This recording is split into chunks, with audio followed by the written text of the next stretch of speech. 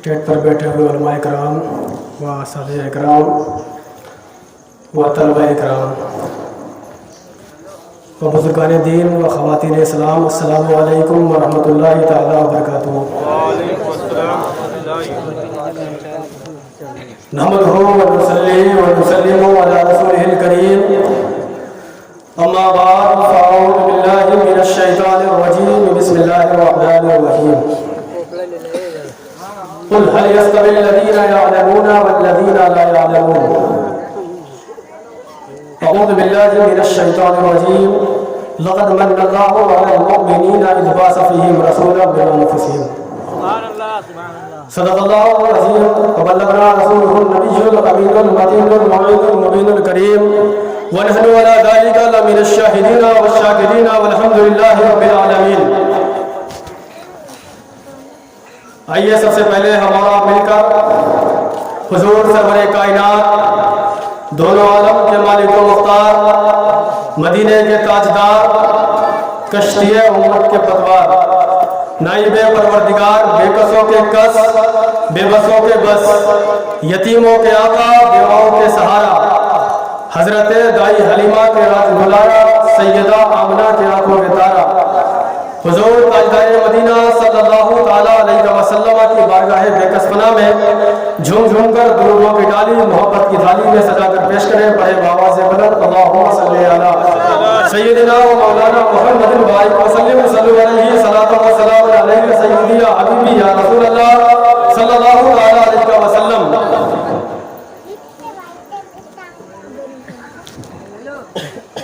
حضرات محترم، ابھی میں نے جس آیت مقدسہ کی تلاوت کرنے کا شرف حاصل کیا، میں نے دو آیت مقدسہ پڑھی۔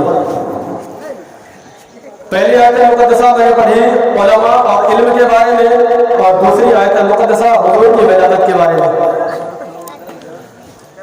سب سے پہلے میں پہلی آیت پر روشنی ڈالنا چاہوں گا، اس کے بعد دوسری آیت کی طرف انشاءاللہ الرحمن روشنی ڈالی جائے گی۔ رب کریم قرآن مجید میں ارشاد فرماتا ہے، قل هل يستوي الذين يعلمون والذين لا يعلمون، کہ اے محبوب آپ فرما دیجئے کہ علم والے اور غیر علم والے ایک جیسے نہیں ہو سکتے، یعنی کہ روشنی اور تاریکی برابر نہیں ہو سکتی، دونوں کے نزدیک تباین کلی کی نسبت ہے، یعنی کہ تضاد ہے۔ جہاں پر روشنی موجود ہوگی وہاں پر تاریکی نہیں ہوگی، جہاں پر تاریکی ہوگی وہاں روشنی نہیں ہوگی، یہ سبھی لوگ جانتے ہیں۔ اگر کہیں پر تاریکی ہے وہاں پر روشنی کو لے جایا جائے تاریکی ختم ہو جائے گی، اگر کہیں تاریکی ہو روشنی کو لے جایا جائے تو پھر وہاں سے تاریکی ختم ہو جائے گی، اور روشنی کی جگہ پہ تاریکی لائی جائے تو پھر روشنی ختم ہو جائے گی،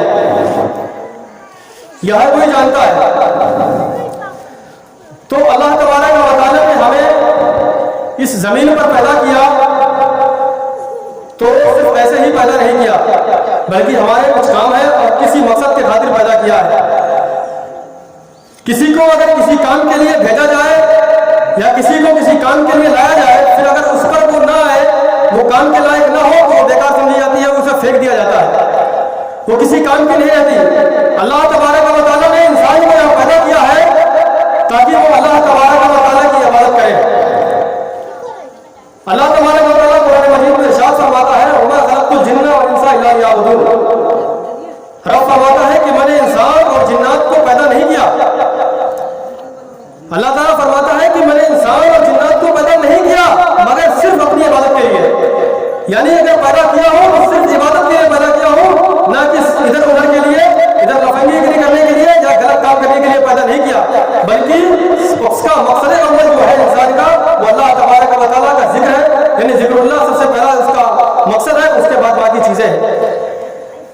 اس وقت انسان کا حال یہ ہے کہ وہ رزق کے چکر میں اللہ تبارک و تعالیٰ کو بھولا بیٹھا ہوا ہے، اور جس کام کے لیے دنیا میں بھیجا گیا ہے وہ سارے مقصد بھولا بیٹھا ہوا ہے۔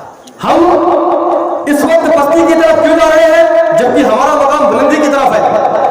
اسلام سارے دینوں میں سب سے غالب دین ہے، سب سے بہترین دین ہے، اللہ تبارک و تعالیٰ کے نزدیک سب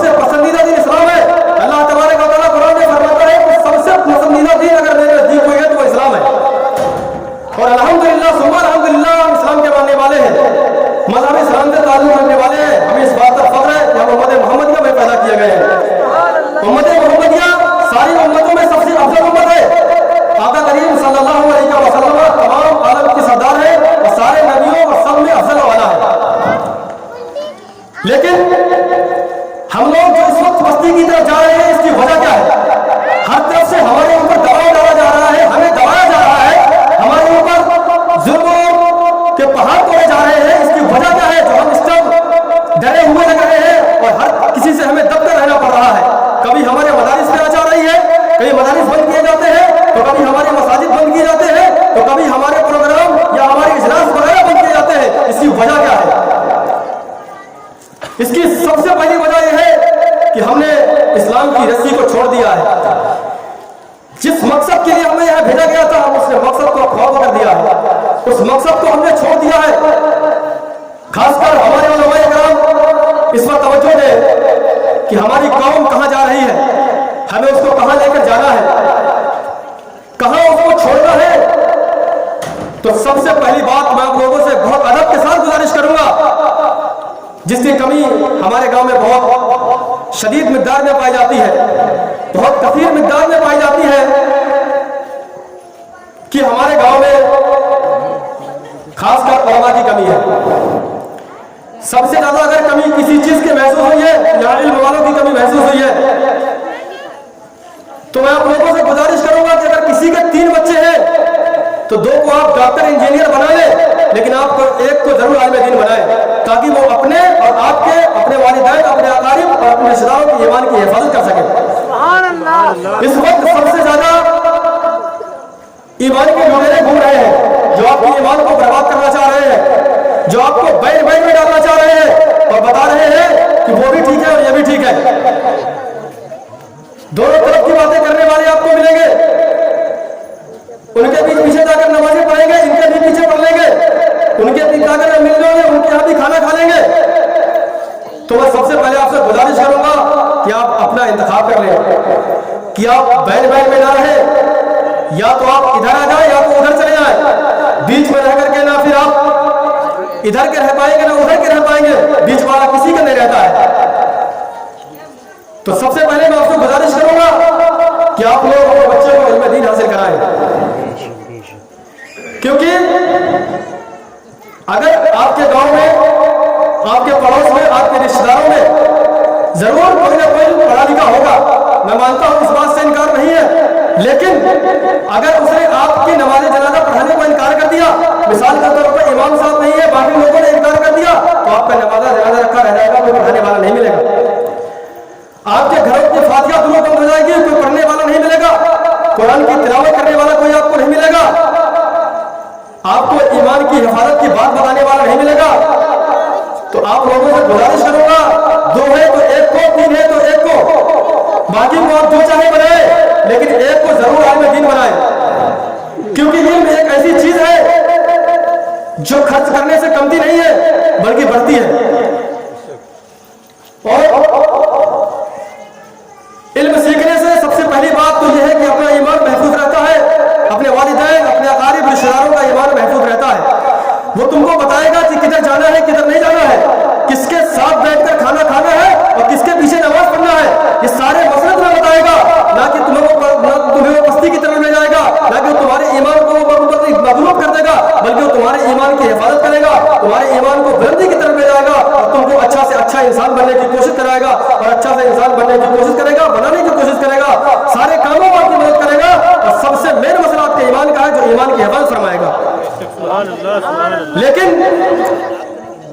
आप लोगों से गुजारिश करूं, कुछ लोग इस डर की वजह से अपने बच्चों को मदारिस में नहीं भेजते कि हमारे पास पैसे की कमी है, पैसे हमारे पास इतने नहीं है कि अपने बच्चों को हम दूर दराज भेजकर तालीम हासिल करवा सके। कभी आप भेजकर तो देखें, अल्हम्दुलिल्लाह हमारे मदरसे जो हमारे सुन्नत के मदरसे हैं, मैं उनकी बात कर रहा हूँ, बाकी तो मुझे पता नहीं है कि सारी चीजें आपको वहां मुहैया की जाएंगी जो आपकी जरूरत में से है। आपको रहने के लिए हॉस्टल भी मिलेगा, खाने के लिए खाना भी मिलेगा, और दरसगाह में आपकी पढ़ाई फ्री होगी। किसी भी दूसरी मजहब की पढ़ाई के अलावा की बात करें तो आपको कोई एक हर्फ फ्री में पढ़ाने वाला नहीं है, जबकि उसका वजूद फानी है, वो फना हो जाने वाला है। लेकिन कुरान जब आप पढ़ेंगे तो फना होने वाला नहीं है, बल्कि ये बका वाला है, ये हमेशा बाकी रहेगा, जो दुनिया में भी काम आएगा और आखिरत में भी काम आएगा। जब आपका बच्चा कुरान मजीद की तिलावत करेगा तो आप लोग उसके सवाब के मुस्तहिक होंगे, आप मरकर चले जाएंगे। लेकिन जब आपका बच्चा जिसको आपने इल्म दीन हासिल करवाया है, आपका बच्चा आपके अजीज़ व क़रीब में से कोई भी हो, जब आप वो इल्म दीन हासिल कर उससे नफा हासिल पहुंचाएगा, किसी को भी नफा पहुंचाएगा, जब कुरान की तिलावत करेगा, हदीस मुक़द्दसा की दर्स देगा, जब वो किसी भी इल्म की बात किसी तक पहुंचाएगा तो उसका सवाब का मुस्तहिक तो खुद बनेगा, लेकिन आप लोग भी उसके हकदार बनेंगे। तो मैं आप लोगों से गुजारिश करूंगा, खासकर उनके वालिदैन, उनके माँ और बाप, सबसे पहली दर्स वही उनकी गोद होती है, क्योंकि जब बच्चा पैदा होता है तो पहली गोद माँ की गोद होती है, पहली दर्सगाह वही होती है। खर्च करने की डर की वजह से इल्म दीन हासिल करने से न रोके, बल्कि इस वक्त हमारी कौम को जरूरत क्या है वो देखे और उनको इल्म दीन हासिल करने की तरफ, मदरसे की तरफ उनको रवाना करें और उनको इल्म की दौलत से आरास्ता करें। आइए चलते हैं, मैं आपको एक वाक़या बताता हूँ कि दौलत के डर की वजह से जो इल्म दीन हासिल नहीं करवाते, हजरत अबू अब्दुल रहमान फारूक रहमतुल्लाह अलैह बनु उमैया से हैं। खिलाफत बनु उमैया में ये सरहदों की हिफाजत के लिए खुरासान जब गए, इनको वहां इनकी ड्यूटी लगाई गई। जब वहां तशरीफ ले गए तो जिस वक्त ये वहां तशरीफ ले जा रहे थे तो इनकी बीवी हामिला थी, पेट से थी, तो इनके पास 30,000 दीनार थे। आप 30,000 दीनार अपनी बीवी को देते हैं और देने के बाद अलविदा कहते हुए आप खुरासान की तरफ निकल जाते हैं, और जब वहां तशरीफ ले जाते हैं तो वहां जाकर इतना मसरूफ हो जाते हैं कि 27 साल की उम्र बीत जाती है। अल्लाह अकबर, 27 साल के बाद जब आप वहां से वापस तशरीफ लाते हैं तो वही नेजा आपके हाथ में होता है, और उस नेजे से जब आप अपने दरवाजे को आकर दरवाजे में दस्तक देते हैं, दरवाजे को खोलते हैं, तो आपके दरवाजे के बाहर एक शख्स निकलता है, और शख्स निकलने के बाद वो आपसे कहता है, आप कौन है, हमारे घर में हमला करना चाहते हैं, आप कौन है जो हम लोगों को मारना चाहते हैं। हजरत मोहतरम हजरत अबू अब्दुल रहमान फारूक रहमतुल्लाह अलैह जब देखते हैं तो कहते हैं, तू कौन शख्स है जो मेरे घर में दाखिल है, तुझे किसने इजाजत दिया मेरे घर में दाखिल होने के लिए। तो हजरत रबिया रहमतुल्लाह अलैह जो दरवाजे के बाहर निकले थे वो कहते हैं कि ये तो मेरा घर है, तुम कैसे आ गए मेरे घर में। यहाँ तक इतनी बात बढ़ गई कि दोनों आपस में लड़ने झगड़ने पर उतर गए। लेकिन आपस के लोग आते हैं, सुलह करवाते हैं, झगड़ा खत्म होता है तो हजरत अबू अब्दुल रहमान फारूक रहमतुल्लाह अलैह अपना नाम बताते हुए कहते हैं कि मैं अबू अब्दुल रहमान फारूक हूँ, तुम कौन हो जो मेरे घर में दाखिल होते हो। इतना कहना था कि उनकी बीवी दरवाजे के पीछे से सारा माजरा सुन रही थी, सारी बातें उनकी सुन रही थी। बाहर निकलती है और हजरत रबिया रहमतुल्लाह अलैह से कहती है कि यार रबिया, जिस वक्त आपके वालिद मोहतरम यहाँ से तशरीफ ले गए थे, जब गए थे तो आप मेरे पेट में थे, आप उस वक्त में हामिला थी और आप मेरे पेट में थे, आपके ये वालिद मोहतरम है। हजरत रबिया रहमतुल्लाह अलैह सुनते हैं, सुनने के बाद जब पता चलता है मेरे वालिद मोहतरम है, गले से दोनों मिल जाते हैं, गले लगाते हैं, एक दूसरे से गले मिलते हैं, दरवाजे के अंदर दाखिल होते हैं। दाखिल होने के बाद जब हजरत अबू अब्दुल रहमान रहमतुल्लाह अलैह जब कुछ देर खाना खाने के बाद, आराम करने के बाद आप फुर्सत होते हैं तो आप अपने अहलिया मोहतरमा से फरमाते हैं, ऐ मेरी अहलिया मोहतरमा, आप मुझे ये बताएं जो मैंने आपको 30,000 दीनार दिए थे वो कहाँ है। 30 साल, जब 30 साल के बाद यानी 27 साल के बाद जब वापस आते हैं तो पूछते हैं मेरे 30,000 दीनार कहाँ है। उनका भी जवाब बहुत प्यारा था। फरमाती है, मेरे शौहर इनामदार, आप फिक्र ना करें, मैंने उनको ऐसी जगह पर दफन किया है, आप आराम करें, मैं कुछ देर के बाद निकाल के लाऊंगी और आपको दे दूंगी। हजरत अबू अब्दुल रहमान फारूक रहमतुल्लाह अलैह आराम फरमाते हैं, नमाज का वक्त होता है, आप मस्जिद तशरीफ ले जाते हैं। मस्जिद पहुंचते हैं तो क्या देखते हैं कि एक शख्स बैठा हुआ है जो हदीस का दर्स दे रहा है। सुभान अल्लाह, हदीस का दर्स दे रहा है। वो देखते हैं और कहते हैं कि ये कौन शख्स है जो इल्म की मोती लुटा रहा है, कौन शख्स है जो लोगों को इल्म के समंदर में तैरा रहा है। लोग कहते हैं ये रबिया बिन अबू अब्दुल रहमान फारूक रहमतुल्लाह अलैह है। ये सुनते हैं उनका सीना फर्क व मसरत से फूल जाता है, खुशी के मारे घर आते हैं। घर आने के बाद अपनी अहलिया मोहतरमा से कहते हैं कि आपका बेटा तो बहुत ऊंचे मकाम पर पहुंच गया है। तो उनकी अहलिया मोहतरमा कहती है क्या हो गया।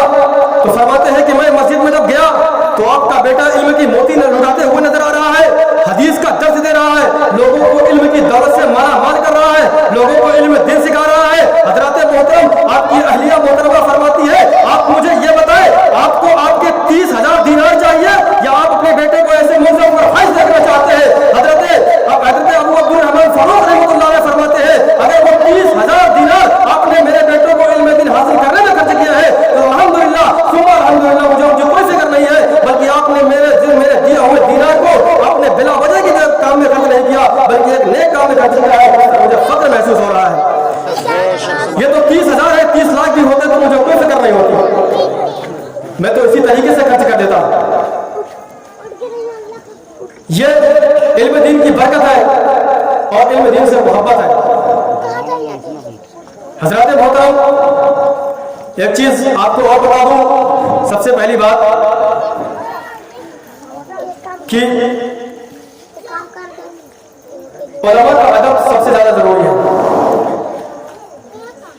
हम लोग जो इल्म दीन हासिल नहीं किए और हमें सही मसला मालूम नहीं है तो हमारी न सही नमाज़ें अदा होती, न सही हमारी इबादत कबूल होती। अगर सही से वज़ू करेंगे तो सही से नमाज अदा होगी, सही से नमाज के अरकान अदा करेंगे तो नमाज अदा होगी, वरना नमाज अदा होने वाली नहीं है। क्योंकि आप अगर ये खुदा की बारगाह में उज़्र पेश करें कि मुझे मसला मालूम नहीं है, मुझे इस बात का इल्म नहीं था, तो आप इंदल्लाह माज़ूर नहीं है, बल्कि आप इस माजरत से आप बच नहीं सकते, बल्कि आप पर अल्लाह तबारक व तआला ने इल्म दीन हासिल करना फर्ज फरमाया है। आका करीम सल्लल्लाहु अलैहि वसल्लम की हदीस पाक है, उतलुबुल इल्म वलौ कान बिस्सिन और तलबुल इल्म फरीदतुन अला कुल्ली मुस्लिमिन व मुस्लिमा। पहले हदीस का मतलब ये है, उसका मतलब ये है कि इल्म दीन हासिल करो अगर तुम्हें दूर दराज का सफर करना पड़े। दूसरी का मतलब ये है कि इल्म दीन हासिल करना हर मर्द और औरत पर फर्ज है। मर्द हो या औरत, हर किसी पर इल्म दीन सीखना फर्ज है। कोई ये मालूम नहीं है, कोई उसे नहीं पेश कर सकता कि मुझे मसला मालूम नहीं था। अगर मालूम नहीं है तो अल्हम्दुलिल्लाह इमाम साहब मौजूद है, आप आकर किसी भी टाइम पूछ सकते हैं। तो सबसे पहले मैं आपको बता दूं, उलमा का अदब सबसे ज्यादा जरूरी है। मुहर्रम के मसले में आपको देखा गया कि हमारे गांव के सभी लोग घर घर जाकर इमाम साहब ने आप लोगों को बताया कि मुहर्रम में ढोल बजाना जायज नहीं है।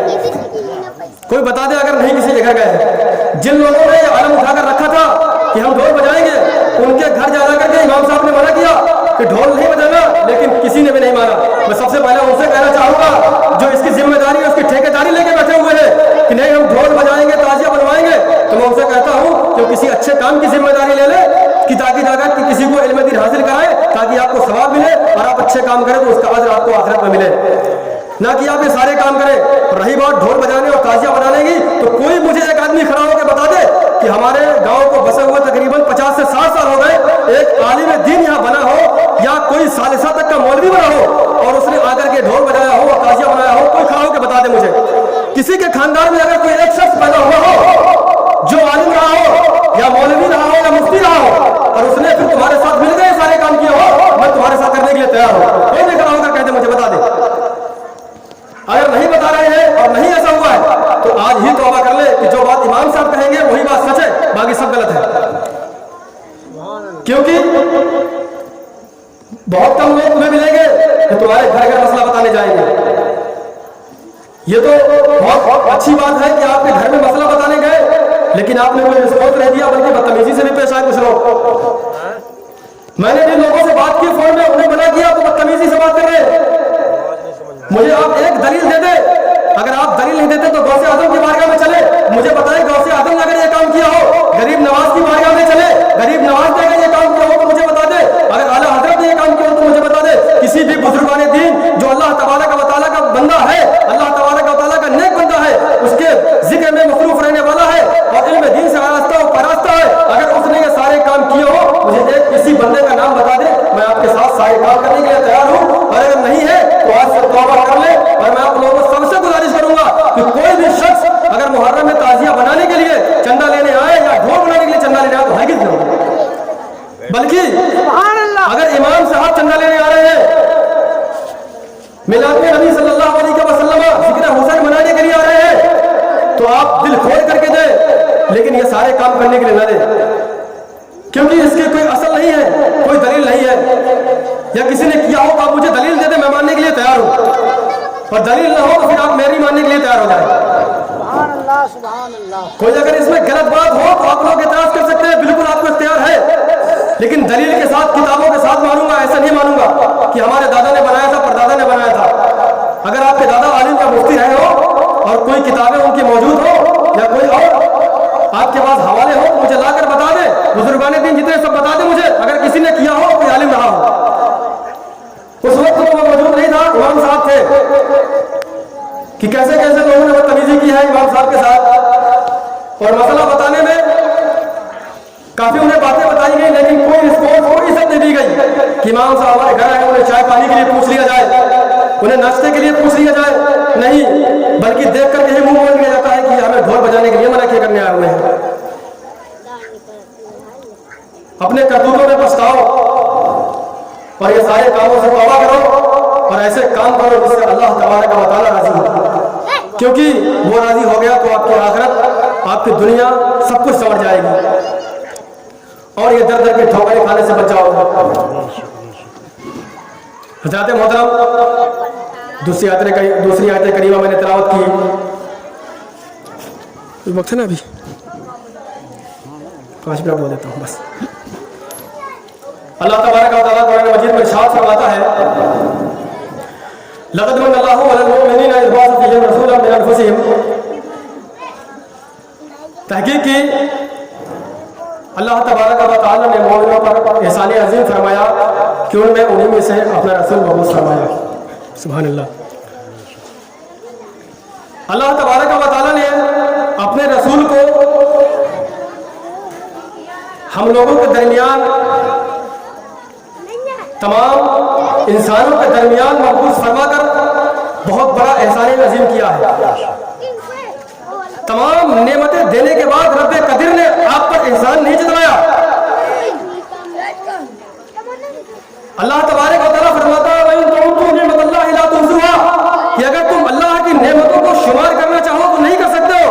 اللہ کی نعمتیں بے شمار ہے، اللہ تبارک و تعالیٰ نے تمہیں بے شمار نعمتیں دے کر کے تم پر احسان نہیں کیا، لیکن جب اپنے رسول کو بھیجا تو رب نے فرمایا لقد من اللہ علی المؤمنین اذ بعث فیہم رسولا۔ بس میں آپ کو تھوڑا سا وقت اور لوں گا۔ آقا کریم صلی اللہ تعالیٰ علیہ وسلم کی ولادت باسعادت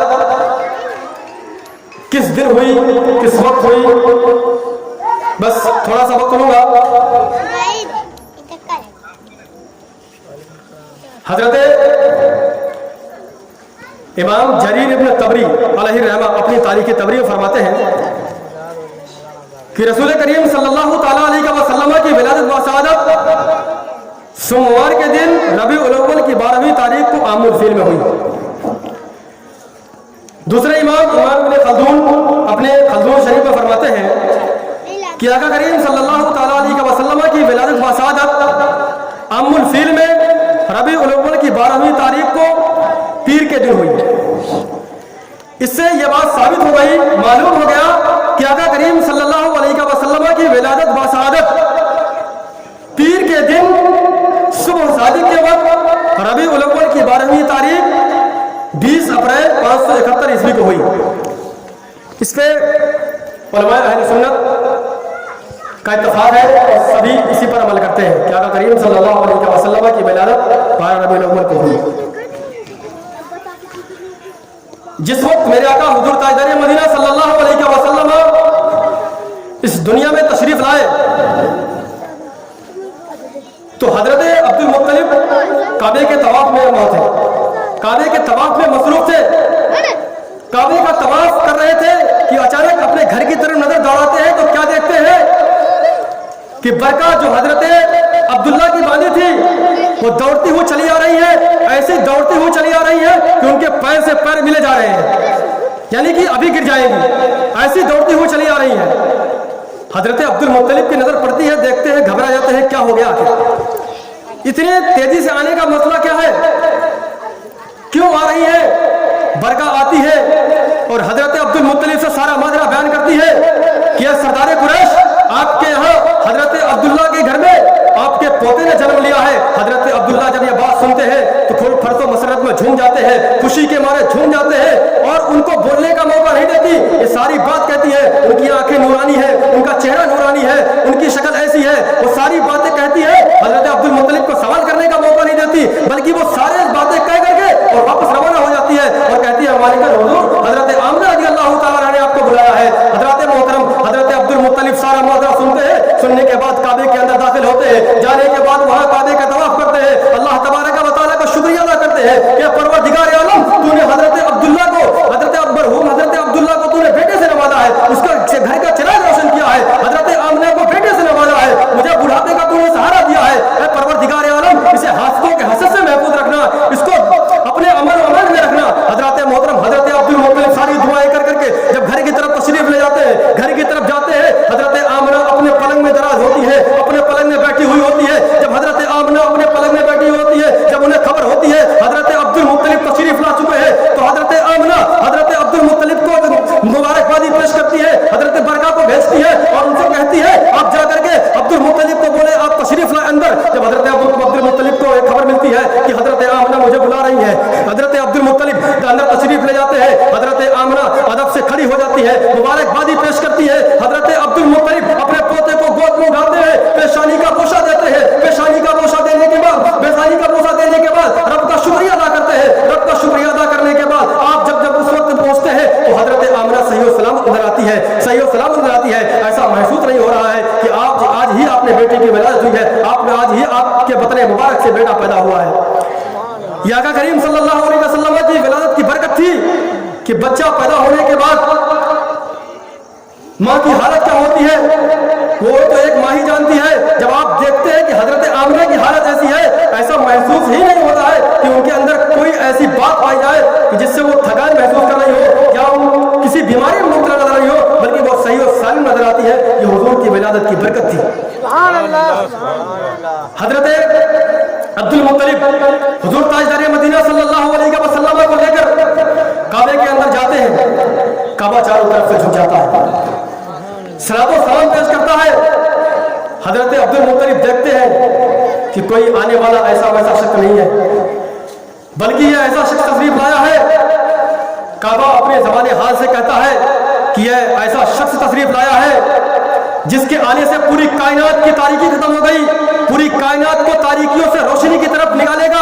ये कोई ऐसा वैसा शख्स नहीं है जिसका सदियों से इंतजार है, जिसको हजरत आदम की तमाम औलाद को, जो हजरत आदम अलैहिस्सलाम से लेकर के हजरत ईसा अलैहिस्सलाम तक तशरीफ लाए, सभी ने इस बात की बशारत दी कि वो नबियों को सरदार तशरीफ लाएगा। यह ऐसा वैसा शख्स नहीं है, बल्कि ये वही शख्स तशरीफ लाया है जिसका सदियों से इंतजार था, जिसके आने से जमीन पाक हो जाएगी, जिसके आने से पूरी दुनिया की जमीन मस्जिद हो जाएगी, कहीं भी आप नमाज अदा कर सकते हैं। हुजूर ताजदार मदीना सल्लल्लाहु अलैहि वसल्लम की बारगाह ऐसी बारगाह है कि जब आप तशरीफ लाए, आपकी विलादत की बरकत से आपका इलाका पूरा मुअत्तर हो जाता है, पूरे इलाके में रोशनी फैल जाती है, आपका घर ऐसा महसूस होता है कि यहाँ इतर के बूंद छिड़के गए हो।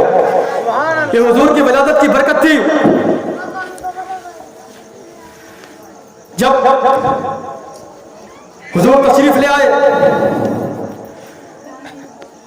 तो अबू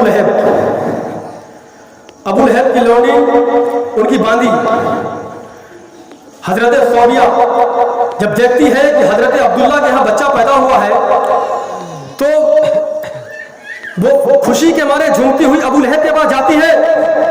अबू लहब से कहती है कि आपके भाई के घर में आपके बड़े भाई हजरत अब्दुल्ला के यहाँ बेटा पैदा हुआ है। इतना सुनना था भतीजे की खुशी में अबू लहब जिसकी वईद में, जिसके अजाब के बारे में पूरी तब्बत यदा नाजिल हुई है, वो खुशी के मारे झूम देता है और झूमने के बाद अपनी इस उंगली के इशारे से कहता है सौबिया जो तू आज आजाद है। सौबिया की गर्दन से गुलामी का पट्टा निकालकर आजादी की उसको मोहलत दे देता है और कहता है जब तू आजाद है, उसको आजादी का पैमाना सुना देता है। हजरत इब्न अब्बास रज़ी अल्लाह तआला अन्हु ख्वाब में देखते हैं कि अबू लहब, और उससे पूछते हैं अबू लहब से कि तू कैसा पाया अपने आप को? तो कहता है मेरे ऊपर तरह तरह के अजाब हो रहे हैं, काफी सारे मेरे ऊपर अजाब मुसल्लत किए गए हैं, लेकिन मेरे ऊपर एक आसानी पैदा की गई है। हजरत इब्न अब्बास रज़ी अल्लाह तआला अन्हु फरमाते हैं वो कौन सी आसानी तुझे पैदा की गई है? तो अबू लहब कहता है कि जिस वक्त आका करीम सल्लल्लाहु अलैहि वसल्लम की विलादत हुई थी तो मैंने अपनी लौंडी सौबिया خوشی میں آزاد کیا تھا کہ میرے گھر میں، میرے بڑے بھائی کے گھر میں، حضرت عبداللہ کے گھر میں بیٹا پیدا ہوا ہے، میرا بھتیجا پیدا ہوا ہے، میں نے اس خوشی میں آزاد کیا تھا، اس انگلی کے اشارے سے میں نے آزاد کیا تھا، تو پیر کے دن اس انگلی سے پانی نکلتا ہے جس کو پی کر میں سیراب ہوتا ہوں۔ سبحان اللہ۔ لیکن ابو لہب کی نیت یہ نہیں تھی کہ دونوں جہاں کا سردار پیدا ہوا ہے، نبیوں کا سردار پیدا ہوا ہے، بلکہ وہ تو صرف اپنے بھتیجے کی خوشی میں سارا کام کیا تھا، لیکن یہ آقا کریم علیہ الصلوۃ والتسلیم کی برکت ہے، ان کی ولادت کی برکت ہے کہ یہ سارا اس کے عذاب میں تخفیف کی گئی، اور اس کو ساری چیزیں جو اس کے انگلی سے پانی نکلتا تھا اور اس سے وہ سیراب ہوتا تھا، ساری چیزیں اس کو مہیا کی گئی۔ حضرات محترم، اب وقت گنجائش نہیں دے رہا ہے، ابھی آپ حضرت علامہ مولانا شفیق الدین صاحب جو جامعہ ربانیہ سے تشریف لا ہے ان کی تقریر سماعت فرمائیں گے۔ سبھی لوگ یہ جو جگہ خالی پڑی ہے اس کو بھر لیں اور ان کے خطاب کو سماعت فرمائیں۔ مجھ سے بولنے یا آپ کو سننے میں کسی قسم کی غلطی خامی ہوئی ہو تو میں توبہ کرتا ہوں۔ استغفر اللہ ربی من کل ذنب واتوب الیہ، کلمہ پڑھیں لا الہ الا اللہ محمد رسول اللہ، وآخر دعوانا ان الحمد للہ رب العالمین۔ السلام علیکم۔